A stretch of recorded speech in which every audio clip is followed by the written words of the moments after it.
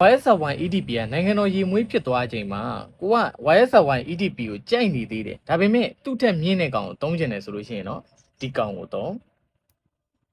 Y ကိုမှ Elixir နောက်ဆုံးထွက်ထားတဲ့ version ပြီးတော့ dance လေအရန်ဖြစ်တယ်အဲ့တော့ကျွန်တော်တို့ notes တွေအရဆိုလို့ရှိရင်တော့ဒီကောင်ရဲ့အပိတ်မှာဥတိုဘာလို့လိုမျိုးနည်းနည်းလေး dance ဖြစ်သွားစေမယ် dark ဖြစ်သွားစေမယ်ပုံစံမျိုးတွေထည့်ထားတယ်ပေါ့ရေမွေးတွေတော်တော်များများမှာကျွန်တော်တို့ Elixir ဖြစ်သွားတဲ့အခါမှာဆိုလို့ရှိရင်ရေမွေးပုံစံတွေကကွဲသွားတာများတယ်ဒါပေမဲ့ဒီကောင်မှာတော့ရေမွေးပုံစံအရန်ကွဲသွားတာမျိုးမရှိဘူးကျွန်တော်တို့ EDP ကိုတော်တော်များများစမ်းမှုကြတယ်အဲ့ EDP ကိုကျွန်တော်တို့ green apple နှုတ်ကိုနည်းနည်းလေး short ပြီးသွားလို့ရှိရင်သူ့စီမှာကျွန်တော်တို့ရှင်းတန့်တယ်ဆိုတဲ့ခံစားချက်လေးရလိမ့်မယ်အဲ့ခံစားချက်ကိုကျွန်တော်တို့အစာပေါင်းများစွာမြင့်လိုက်ပြီးတော့နည်းနည်း mature ဖြစ်စေမယ်ဥတို့ပါတို့ထည့်လိုက်လို့ရှိရင်တော့ SY ရဲ့